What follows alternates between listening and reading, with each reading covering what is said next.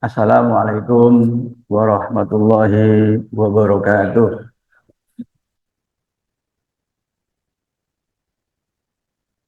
Alhamdulillah Rabbil Alamin. Wassalatu wassalamu ala asyrafil anbiya wal mursalin. Nabiyyina Muhammadin wa ala alihi wa sahbihi ajma'in. Amma ba'd. Qala Allah Ta'ala fil Qur'anil Karim. Wa min ayatihi an khalaqalakum min anfusikum azwaja litaskunu ilaiha wa ja'ala bainakum mawaddatan wa rahmah inna fi dzalika laayatin liqaumin yatafakkarun. Shadaqallahul azim. Ibu bapak, ini pengajian pertama ayat-ayat semesta di bulan Syawal. Jadi masih di bulan Syawal, saya sampaikan terlebih dulu terkait dengan Ramadan dan Idul Fitri. Taqabbalallahu minna wa minkum siyamana wa siyamakum. Mohon maaf lahir dan batin. Jadi ini seni. Nah, di bulan Syawal ini setelah 1 bulan berpuasa, ternyata di bulan Syawal ini yang dikenal sebagai bulan peningkatan itu ternyata juga bulan pernikahan, gitu ya. Jadi pada bulan Syawal ini musim nikah, ya. Dan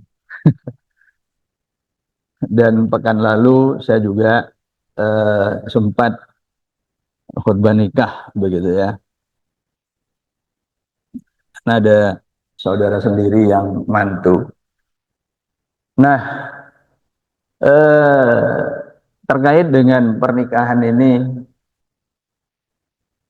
ada fenomena menarik belakangan ini, ya, yang terkait dengan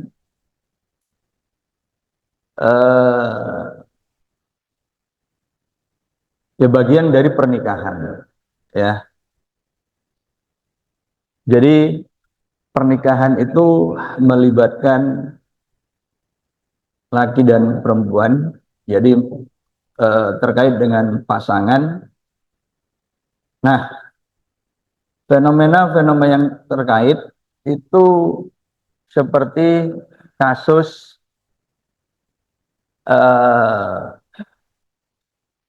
mantan gubernur Jawa Barat yang heboh sampai hari ini, ya. Kemudian setelah gubernur itu ada apa lagi? Yang terbaru tentu fenomena dokter, ya, di Rumah Sakit Hasan Sadikin Bandung. Nah, kemudian apa lagi ya? Itu jadi ini sebuah fenomena yang sebenarnya di pertengahan abad 19 itu sudah disinyalemen oleh psikolog dari Jerman yang namanya Sigmund Freud. Beliau menulis buku, beliau dikenal sebagai tokoh psikoanalisis, ya. Itu menjelaskan bahwa manusia ini tersusun dari materi dan seperti halnya mesin, jadi mesin motor begitu, maka manusia itu digerakkan oleh, kalau komputer itu CPU begitu, nah CPU manusia itu adalah basic instingnya, yaitu libido seksual. Jadi manusia itu bersolek, bertindak, bertingkah itu pada dasarnya adalah untuk menarik lawan jenisnya. Nah, kemudian Sigmund Freud mengatakan, maka lakukan, katakanlah hubungan, ya, sepanjang kalian suka sama suka. Nah, ini adalah ajaran dari Sigmund Freud, ya. Dan ini sekarang menjadi mazhab dominan di zaman modern ini, ya. Jadi kalau di pondok-pondok, di madrasah-madrasah itu, di lingkungan Ahlus Sunnah wal Jamaah, itu hanya dikenal 4 mazhab besar: mazhab Syafi'i, Maliki, Hambali, dan Hanafi. Maka mazhab yang lebih besar lagi di abad modern ini itu adalah mazhab Imam Sigmund Freud. Itu. Ini dianut di semua lembaga perguruan tinggi, termasuk lembaga perguruan tinggi Islam, ya. Karena mahasiswa dan mahasiswinya yang bukan mahramnya itu goncengan. Nah, itu berarti menganut paham Imam Sigmund Freud, ya. Karena dalam mazhab Syafi'i, Hambali, Hanafi, Maliki itu dilarang, ya. Ada kisah menarik ketika suatu waktu UMY itu menerima tamu dari Saudi, ya. Nah, tamu itu kaget ketika melihat banyak mahasiswa dan mahasiswa itu goncengan. Kemudian tanya, gitu, loh, ini siapa mereka, gitu, ya. Tentu tuan rumah ya kaget juga dan bingung. Nah, kemudian tuan rumahnya ngarang, ya. Ya, mereka itu adalah suami istri. Jadi dikarang begitu, ya. Nah, ini.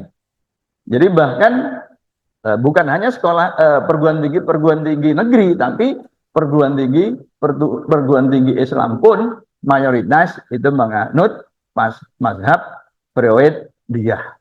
Jadi Imam Sigmund Freud, ya.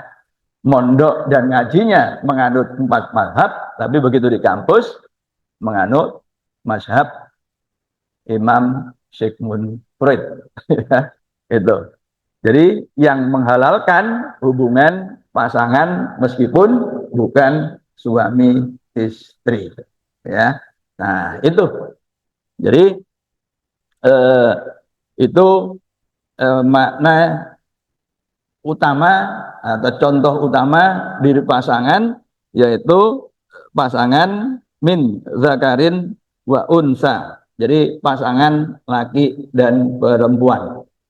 Nah, ini. Jadi sunatullahnya pasangan laki dan perempuan memang pada dasarnya pria dan wanita, ya, itu mempunyai ketertarikan. Nah, tetapi ketertarikan ini supaya tidak liar, maka kemudian agama mengatur, ya. Agama itu mengatur. Nah, sebenarnya disinilah perbedaan ilmu pengetahuan sekuler, ilmu pengetahuan barat yang memotong hierarki Tuhan dalam trilogi Tuhan, alam, dan manusia. Nah, garis Tuhan ini dipotong sehingga relasi itu hanya antara manusia dan alam.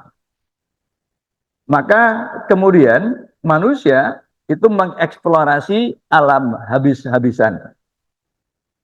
Seperti halnya laki-laki hidung belang mengeksploitasi pelacur, ya. Jadi laki-laki hidung belang itu berhubungan dengan pelacur sesuka-suka, dan setelah itu ditinggalkan begitu saja, tidak peduli apakah sang perempuan ini kemudian kena HIV, ya, atau hamil atau apa, itu sudah tidak urusan. Nah, itulah hubungan antara manusia modern dengan alam itu. Jadi alam digali habis-habisan, tidak peduli apakah nanti lingkungan rusak, ekologi kacau, realitas sosial itu berantakan, ya. Kenapa? Karena hierarki Tuhan itu telah dipotong, ya. Nah, Islamisasi itu mengatur hubungan antara laki dan perempuan. Itu. Jadi hubungan itu tidak bebas, tetapi harus disela dengan apa yang kita sebut dengan akad nikah. Jadi dalam konteks hubungan laki dan perempuan, Islamisasinya itu dilakukan dengan akad nikah. Nah, setelah seorang pria dan wanita akad nikah, maka relasinya menjadi berbeda. Ya, hubungannya menjadi halal, begitu, dan hasilnya pun juga halal, dan lebih lanjut secara detail diatur oleh Islam. Ya, jadi demikian juga hubungan manusia dengan Tuhan. Kita tidak boleh melakukan eksplorasi sewenang-wenang, tetapi harus tetap mempertimbangkan kesetimbangan alam. Itu. Mengapa? Karena kita mempunyai trilogi Tuhan, alam, dan manusia, yang kesemuanya itu sudah diatur di dalam Islam. Bahkan kita tidak boleh, katakanlah, membunuh, ya, semut, begitu, membunuh hewan-hewan yang tidak berbahaya bagi kita. Tidak boleh menebang pohon sembarangan, ya, yang tanpa alasan. Demikian juga di dalam peperangan, kita juga tidak bisa brutal menghabisi, ya, anak-anak maupun perempuan. Itu kaidah-kaidah yang diatur di dalam Islam. Nah, demikian juga di dalam hubungan suami istri atau pria dan wanita. Nah, terkait dengan pasangan, kita akan melihat bagaimana pemahaman lama terhadap pasangan dan juga pemahaman baru terhadap pasangan. Ya. Nah, kata pasangan itu sendiri dalam bahasa Arabnya adalah az-zawju, dengan jamaknya al-azwaju. Jadi jamak taksir, jamak yang tidak beraturan. Nah, kalau kita merujuk kitab-kitab tafsir, pasangan itu, ya, berlaku untuk tanaman, untuk hewan, ya, selain untuk manusia, terkait dengan warna maupun jenis, ya, itu al-anwa wal asnaf. Jadi warna dan jenis dari objek. Nah, kita lihat statistik kata pasangan di dalam Al-Quran yang muncul dengan berbagai variasinya, ya. Kata pasangan itu muncul di 60 ayat, ya. Sedangkan katanya itu muncul 61 kali. Ya. Di dalam surah An-Nisa ayat 20 itu ada 2 kata, yaitu zaujun. Nah, jadi ini tentang pasangan. Ya, jadi muncul dalam bentuk tunggal, muncul dalam bentuk musanna, dan juga muncul dalam bentuk jamak. Baik sebagai isim nakiroh, ya, atau isim umum maupun dalam bentuk isim makrifah, ya, kata benda yang tertentu yang ada awalan alif lam, atau kalau dalam bahasa Inggris itu ada awalan the, ya. Nah, jadi ini statistik kita 61 kata pasangan di 60 ayat. Jadi cukup banyak. Jadi nanti kalau nyebut jangan sekedar banyak, tapi sekarang sudah harus definite tertentu, gitu ya. Karena banyak itu bisa 3, bisa 4, bisa 5, dan seterusnya. Dalam bahasa Arab itu 3 ke atas. Tapi ternyata jumlahnya itu 61 di 60 ayat, ya. Nah, ini gambar bunga yang sedang mekar. Khalaqas samawati bighairi amadin taronaha wa alqa fil ardi rawasiya an tamida bikum wa bassa fiha min kulli dabbatin wa anzalna minas samai fa ambatna fiha min kulli zaujin karim, ya. Jadi kami turunkan dari langit, ya, mingkul kami ciptakan dabbah, ya, setiap dabbah, dan kemudian kami turunkan dari langit, wa fa'ambatna fiha, dan kami tumbuhkan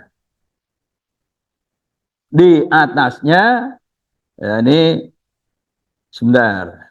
Nah, ini fil art, ya, dari di bumi itu mingkuli, jadi setiap zaujin karim, pasangan yang bagus, yang baik, begitu, ya. Nah, jadi ini ditumbuhkan di bumi, dan kita tahu tanaman ini tumbuh di bumi, ya, itu. Nah, kemudian di ayat yang lain itu wa ambatna fiha min kulli zaujin bahij, ya. Jadi wal ardo madatnaha, gitu, ya. Jadi bumi kami bentangkan, kemudian kami tanamkan di atasnya itu setiap pasangan, ya. Nah, ini pasangan yang berupa hewan, gitu. Wa anzalalakum minal an'ami samaniyata azwaj. Tapi kalau kita merujuk surah Al-An'am 141, ya, 42, 8 hewan yang berpasangan itu, ya, itu ada 4 jenis, ya.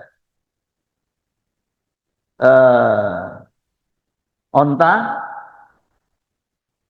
sebentar, apa yang sudah kita bahas, ya, ada domba, ada kambing, ada onta, satu lagi sapi, ya. Nah, itu jadi 8 di situ sudah dispesifikasi itu. Nah, jadi ini pitik jago, pitik babon, gitu, ya. Nah, ini di dalam surah Zumar ayat 6. Nah, ini merpati, ya. Merpati cukup banyak di kita. Bagi ibu bapak yang sudah umroh, ya, ini banyak kita temukan di halaman masjid, apa, di halaman Masjid Nabawi, gitu, maupun di Masjidil Haram. Itu banyak sekali merpati, ya. Nah, ini.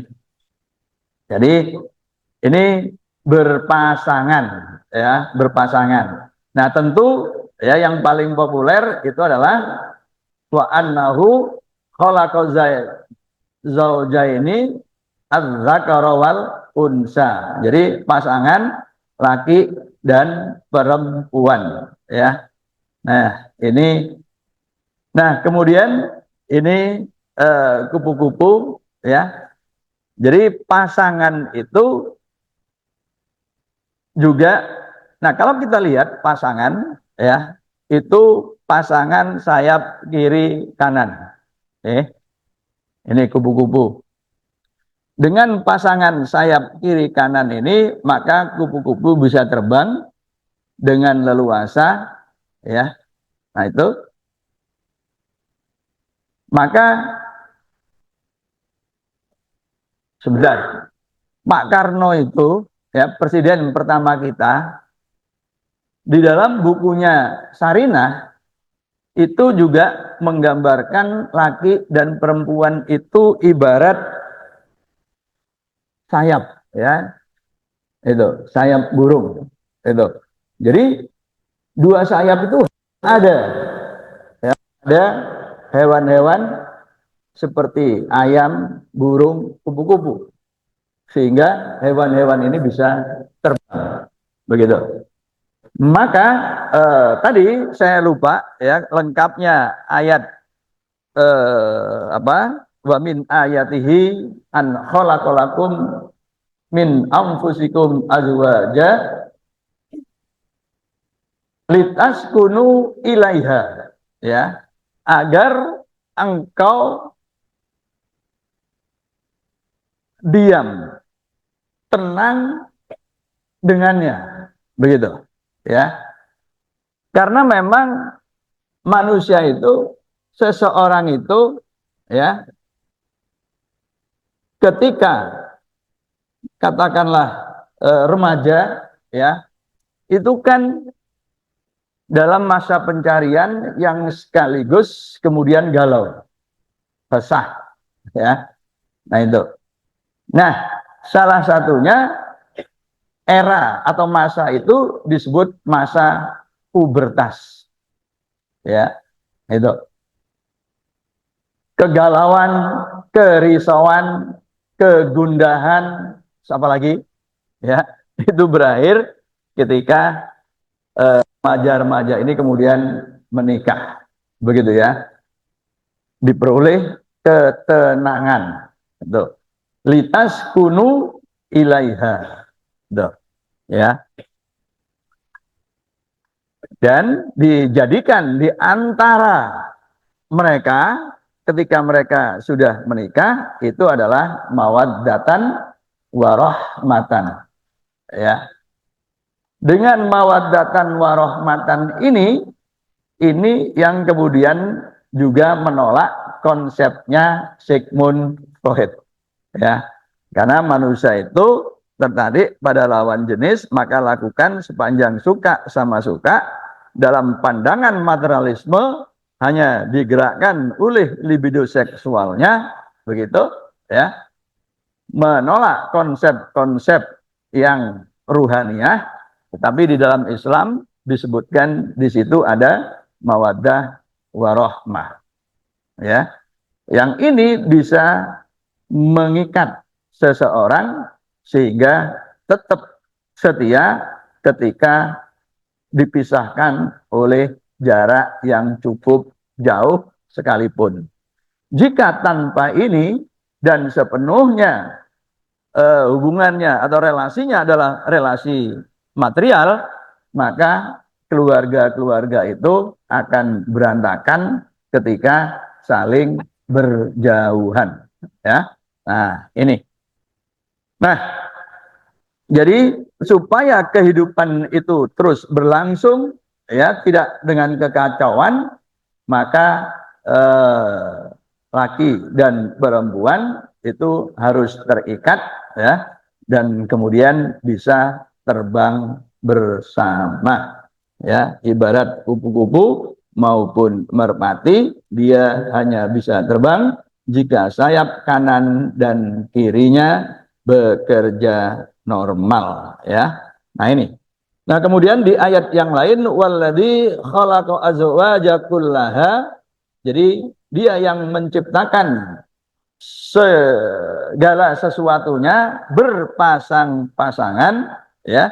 Wa ja'ala lakum minal fulki wal an'am ma tarkabun.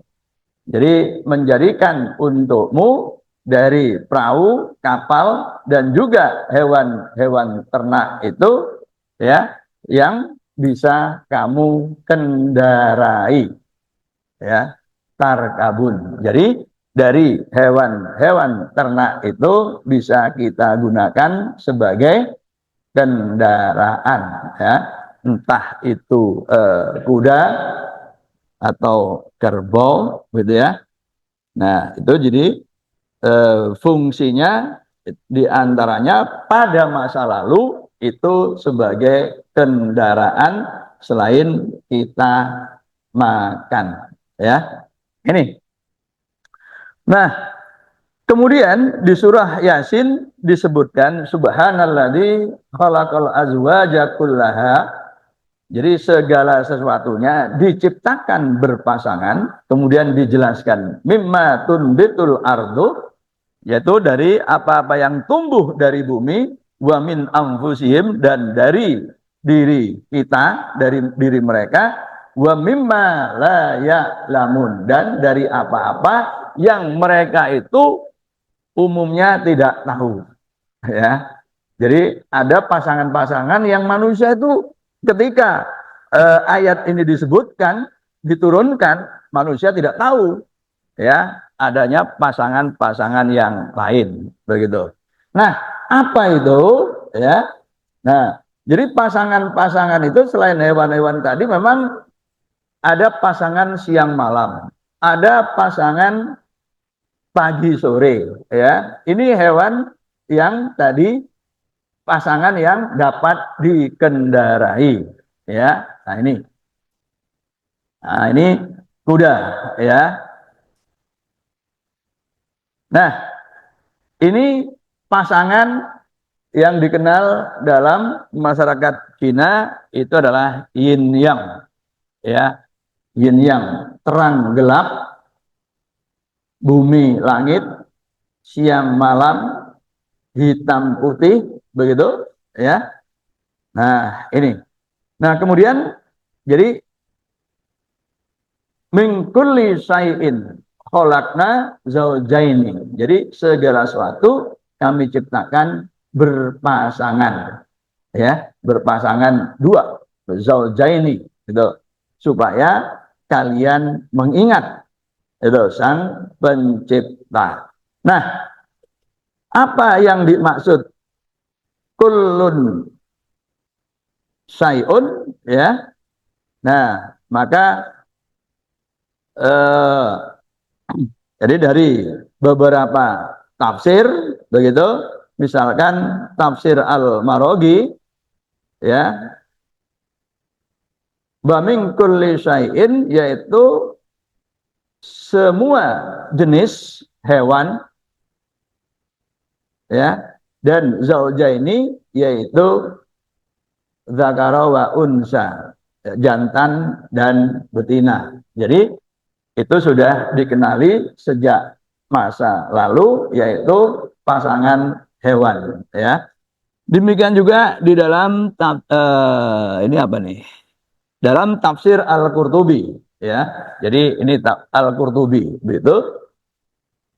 Jadi eh, Al-Qurtubi juga menyebutkan yaitu ayusin faini wa nau'aini, ya. Jadi macam dan warnanya, ya, itu ada berwarna tapi di nau'aini, jadi dua warna, dua jenis yang berbeda, gitu, ya. Nah, demikian juga di dalam ini tafsir Al-Qurtubi, ya, itu. Jadi itu pasangan-pasangan yang telah dikenali sejak zaman lampau. Nah, tapi tadi juga disebutkan wa mimma la ya'lamun. Pasangan yang tentu kalau kita tidak tahu sama sekali, ya kemudian untuk apa Allah menyebutkan, begitu, ya. Kan tidak ada, itu kan menjadi absurd. Ya, tidak ada gunanya. Nah, maka pemahaman yang lebih soft bisa diterima adalah pasangan yang umumnya manusia kebanyakan tidak tahu, tapi orang-orang tertentu itu tahu ya setelah melakukan perenungan, penelitian. Ya. Jadi di ayat yang lain ada pasangan ya wasaf iwal water. Jadi di sini pasangan ganjil genap ya atau genap ganjil itu ya. Jadi angka itu ada ganjil dan genap. Nah, kemudian dalam perluasan konsep angka kita akhirnya juga memperkenalkan konsep bilangan positif dan bilangan negatif. Ya, itu berkembang belakangan. Dulunya itu tidak kita kenal. Ya, dulu hanya bilangan yang positif. Tapi dalam perkembangan berikutnya kita membutuhkan konsep bilangan negatif, ya. Nah, ini kita punya lampu, ya. Nah, lampu itu dicolokkan begitu, ya, dihubungkan pada sumber yang ada kutub negatif dan positifnya. Di situ berjalan arus, dan arus itu tidak lain adalah elektron yang bermuatan negatif. Muatan listrik negatif. Ada muatan listrik yang positif, itu terhubung dengan apa yang kita sebut dengan garis medan listrik, ya, yang keluar dari muatan positif dan masuk ke muatan negatif. Nah, ini pasangan yang juga diketahui belakangan, ya. Dan itu menjadi sebenarnya secara fenomenologis itu muncul pada kilat atau petir. Itu sebenarnya adalah lompatan muatan listrik, ya. Nah, kemudian kita juga mengenal magnet, ya. Magnet itu yaitu logam yang bisa menarik logam lain. Nah, menariknya magnet kalau dalam bentuk batangan itu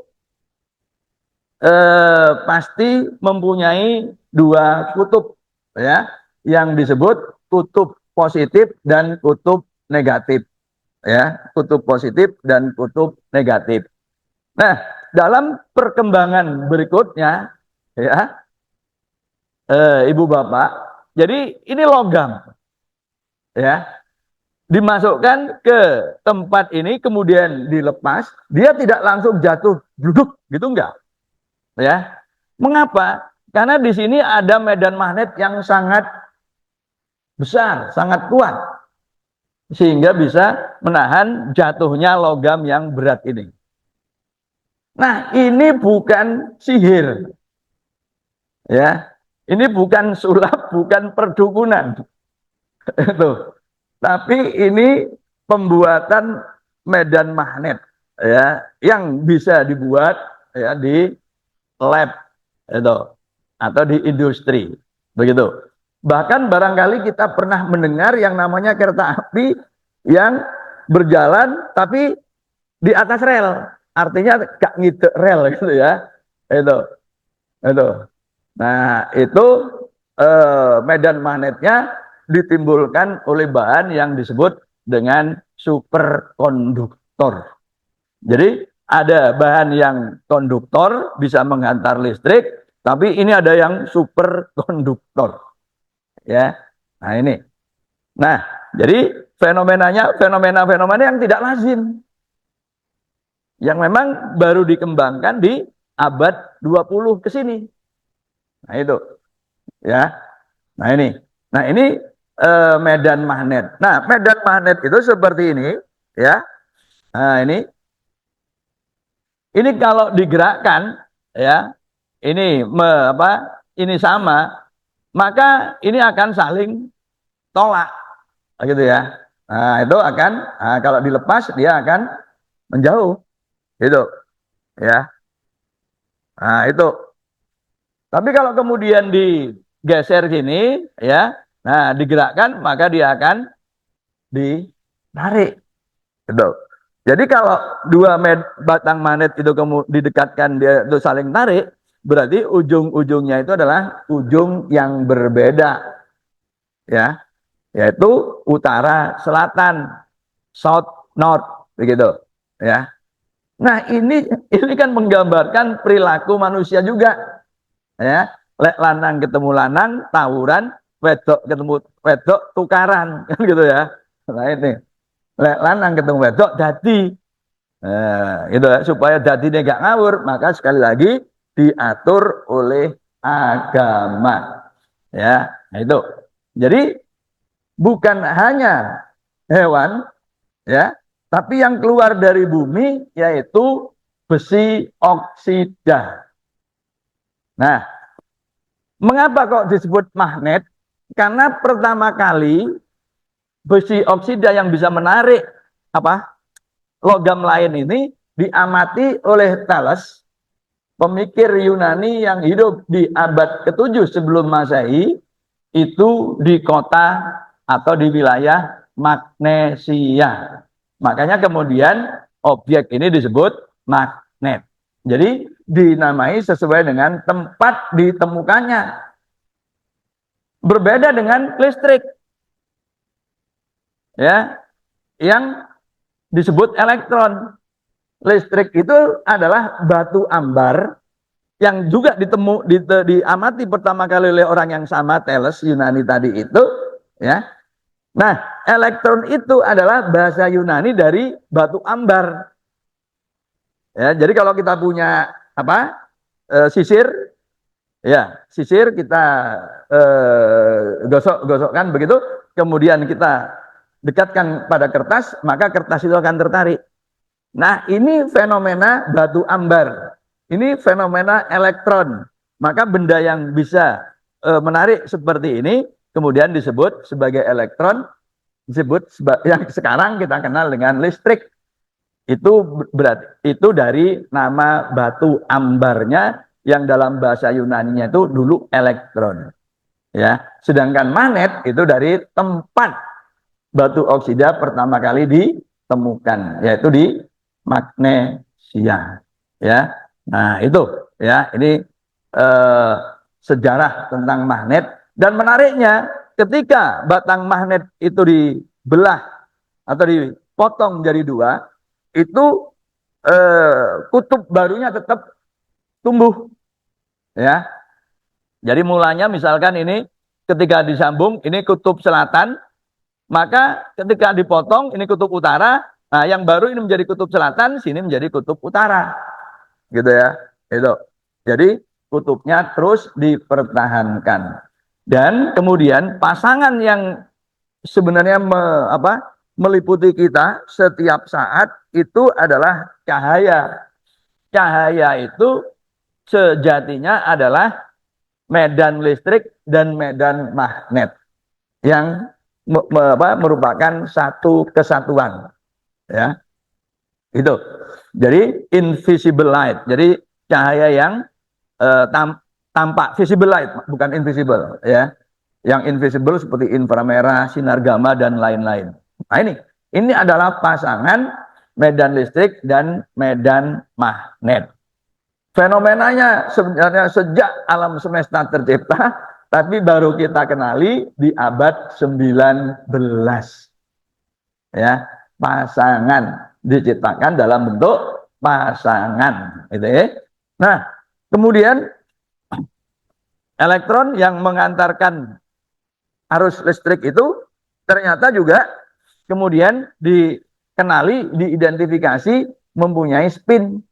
Jadi ternyata elektron itu muter seperti gasing, ya. Nah, seperti gasing. Nah, kalau muternya itu begini, ya, ini menggunakan sebentar. Ini ya. Nah, ini jadi menggunakan tangan kanan itu arah geraknya ini yang 4. Nah, ibu jari kita ke atas. Nah, ini dikatakan mempunyai spin up. Itu. Nah, kalau muternya begini, maka ibu jari ke bawah. Maka elektron dikatakan spin down. Spin itu pusing. Kan kalau kita pusing kan digambarkan biasanya kemudian ada garis-garis gitu kan. Nah, itu pusing. Jadi spin itu. Ya. Jadi bahasa Inggrisnya spin. spinning itu muter begitu berarti. Nah, itu. Nah, elektron itu punya spin up dan spin down, ya. Jadi puterannya itu dengan tangan kanan 4 ini arah puternya, maka kemana ibu jari? Kalau kayak gini, nah seperti yang kanan, yang kiri itu berarti itu spin up. Kalau yang begini muternya, nah ini kan, gini kan, ini spin down. Itu pasangan elektron spin up dan spin down, begitu. Nah ini ya. Nah ini diketahui secara teoritis, ya. Kemudian diketahui apa namanya implikasi eksperimentalnya, ya, ditafsirkan seperti ini. Tapi sesungguhnya umat manusia itu tidak ada satupun yang pernah melihat elektron, gitu ya, gitu. Tapi tahu dari implikasinya begini, begini, begini, diprediksi dan itu benar. Itu. Jadi kalau ada orang tanya, kamu pernah melihat Tuhan? Itu ke kemelipen. Kok ndelok Tuhan, ndelok elektronnya gak iso. Gitu loh. Tapi kita percaya. Ya, secara teoritis itu begini, begini, begini. Ini implikasinya nanti begini. Nah, itu implikasinya tuh dibuktikan di eksperimen, begitu loh. Jadi yang dilihat tuh implikasinya, akibat-akibatnya, bukan elektronnya itu sendiri. Nggak ada manusia di muka bumi itu yang pernah melihat elektron. Nggak ada. Ya, Einstein nggak pernah melihat elektron. Itu. Nah, jadi begitu, ya. Ojo mana Gusti Allah. Elektron itu. Ya, itu ya. Nah, itu. Nah, menariknya lagi, nah ini pasangan yang lain lagi yang lebih belakangan lagi diketahui. Secara teoritis 1928, secara eksperimen 1932. Elektron itu ternyata punya pasangan. Ya, kalau tadi elektron itu punya pasangan spin up, spin down, begitu. Nah, elektron itu muatannya negatif. Dia punya pasangan namanya anti elektron dan disebut positron. Positron itu kependekan dari dua kata positif elektron. Positron. Nah, ini. Jadi seperti elektron tapi muatannya positif. Nah, kalau positron dan elektron itu ketemu, maka akan lenyap. Lalu terjadilah cahaya. Jadi secara fisika, ya, jamaah, benda itu tidak bisa musnah kecuali kalau ketemu pasangannya. Nah, itu materi ketemu antimaterinya. Nah, itu ya. Itu. Jadi ini pasangan yang masuk kategori wa mimma la ya'lamun. Ya. Nah, itu. Nah, sebaliknya kalau mulanya tidak ada positron elektron tapi ada cahaya begitu dengan energi tinggi melalui potensial tertentu, maka kemudian akan tercipta pasangan elektron dan positron. Nah, sejak pertama kali diamati positron tahun 1932, maka di kalangan para ilmuwan, khususnya fisikawan, itu kemudian ada keyakinan bahwa setiap materi itu pasti punya anti materinya. Itu. Jadi alam semesta itu, ya, awalnya itu adalah alam semesta yang simetri. Simetri itu artinya jumlah materi sama dengan jumlah anti materi. Kalau kita punya proton, sesungguhnya akan ada anti protonnya. Nah, gitu. Ya. Itu. Jadi dari satu eksperimen kemudian memicu imajinasi dari ilmuwan, ya, kemudian di propose begitu diajukan konsep anti materi. Nah, ini ya. Nah, jadi ini ya. Nah, demikian juga dengan netron, ada anti netron meskipun muatannya sama ya. Tadi kan partikel itu punya pasangan karena berbeda muatan ya. Tapi untuk netron muatannya 0 tetap punya pasangan namanya anti netron ya. Nah, ternyata proton itu ya bukan partikel paling kecil, elektron itu masih tersusun dari 3 partikel lagi. Jadi kalau dulu Demokritus di abad keempat sebelum Masehi menyebut atom itu sebagai atomos, sesuatu yang tidak bisa dibagi lagi, dibayangkan sebagai bulatan, tapi di abad-abad 19 kemudian ditemukan bahwa atom itu ternyata awal abad 20 ya, ternyata itu terdiri dari inti dan partikel-partikel bermuatan negatif yang mengitari, ya, itu atom. Nah, ternyata inti itu tersusun dari proton neutron, dan ternyata proton neutron itu sendiri juga masih tersusun dari partikel-partikel yang lebih kecil, ya, yang masing-masing itu juga ada pasangannya. Proton mengikat elektron, paling kecil itu adalah atom hidrogen. Antiproton mengikat positron, itu akan membentuk antihidrogen. Antihidrogen ketemu hidrogen, itu akan lenyap, muncullah cahaya. Ini pasangan di dunia mikro. Jadi di sini nih, di sekitar kita, sekitar ibu ibu bapak itu ada partikel aneh-aneh. Ya, itu. Bahkan sekarang ini ada partikel yang namanya neutrino yang dilepas dari matahari itu melewati kita. Itu. Tapi dia berinteraksi, dia bisa lewat begitu saja. Itu nggak ceket gitu ya. Nah ini. Jadi sebenarnya kita ini setiap saat dilalui oleh partikel-partikel dari ruang angkasa, ya, dari matahari yang namanya neutrino. Nah ini. Nah ini kalau proton ketemu antiproton langsung meledak, lenyap, ya. Nah itu. Jadi ini ilustrasi-ilustrasi pasangan-pasangan yang baru diketahui belakangan, dan ini kemudian membenarkan konsep yang telah ditulis oleh Abu Bakar Al-Baqillani 10 abad yang lalu di dalam kitab Al-Insafnya, ya, bahwa jadi Al-Baqillani itu menggagas bahwa atom itu tidak bisa eksis 2 saat, tetapi tercipta lalu musnah, tercipta lalu musnah, lalu tercipta lagi, ya, dengan karakteristik yang sama. Jadi kalau misalkan atom ular kemudian musnah, lalu tercipta lagi sebagai atom ular, kemudian tercipta lagi, musnah lagi, cipta lagi, musnah lagi, sampai Allah bosan tidak mengendaki tercipta atom ular, tapi diubah menjadi atom tongkat. Maka ular itu menjadilah tongkat. Jadi Al-Baqillani itu berusaha untuk menjelaskan mukjizat tongkat Nabi Musa itu dalam konteks pikiran ilmiah yang logis. Berhasil. Itu. Jadi pikiran-pikiran seperti ini sudah berkembang sebenarnya sejak 10 abad yang lalu. Nah, ini. Tapi sekarang pikiran-pikiran itu pudar di kalangan umat Islam, ya. Itu. Jadi umat Islam belakangan ini hanya fokus pada persoalan-persoalan fikih. Nah, itu. Nah, ini, ya.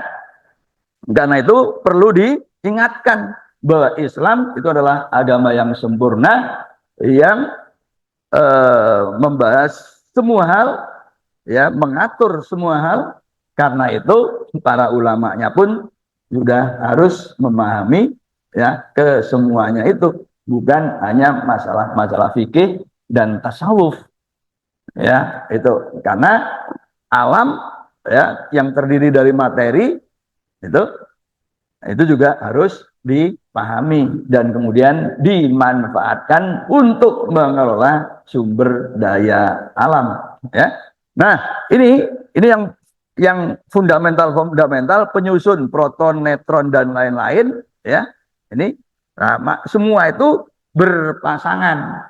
Nah, karena ini, ya, bahkan partikel itu secara umum ada 2 jenis yang disebut boson dan fermion. Kalau boson kumpul itu bisa kumpul di satu kamar penuh, begitu ya, numplek-plek gitu. Tapi kalau fermion itu tidak bisa, ya, tidak bisa. Hanya satu kamar diisi satu atau kosong, itu, ya. Nah, ini fermion. Itu. Jadi ada dalam bahasa spin, boson itu bulat, fermion itu tengahan, ya. Nah, karena itu jagat raya kita dulunya, karena dari ketiadaan kemudian menjadi ada, maka nalar logis manusia itu hanya bisa menerima Kalau alam semesta awal itu simetrik, dari tidak ada menjadi ada, ya, dari tidak ada itu katakanlah nol menjadi materi. Supaya materi ini tetap konservasinya terpelihara, maka harus ada antimateri. Kalau ini ada energi positif, karena awalnya tidak ada apapun, berarti harus ada energi negatif. Kalau ada muatan listrik positif, karena awalnya tidak ada apapun, berarti harus ada muatan negatif. Jadi alam semesta yang awal, ya, artinya pasca firman kun, begitu. Nah, alam semesta yang berbentuk itu adalah alam semesta yang simetrik. Muatan positif ada dalam jumlah yang sama dengan muatan negatif, materi ada dalam jumlah yang sama dengan antimateri, gitu, ya.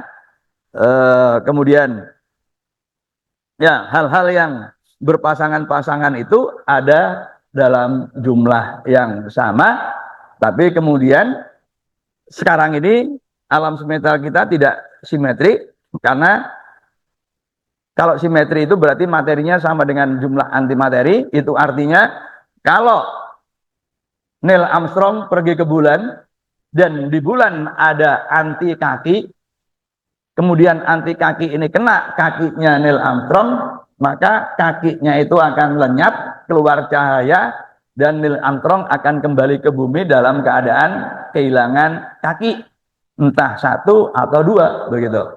Kalau di sana ada anti kuping, kemudian ketemu kuping, maka kupingnya juga akan hilang sehingga akan balik tanpa kuping.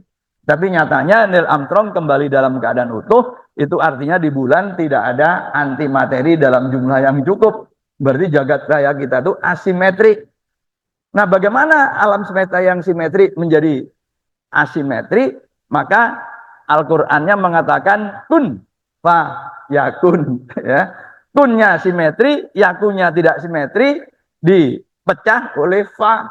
Fa ini dalam perspektif para ahli fisika, ini yang disebut dengan bariogenesis, ya, kelahiran materi yang dominan daripada antimateri. Itulah pasangan yang diketahui belakangan, yang di dalam surah Yasin disebut dengan istilah wa mimma la ya'lamun.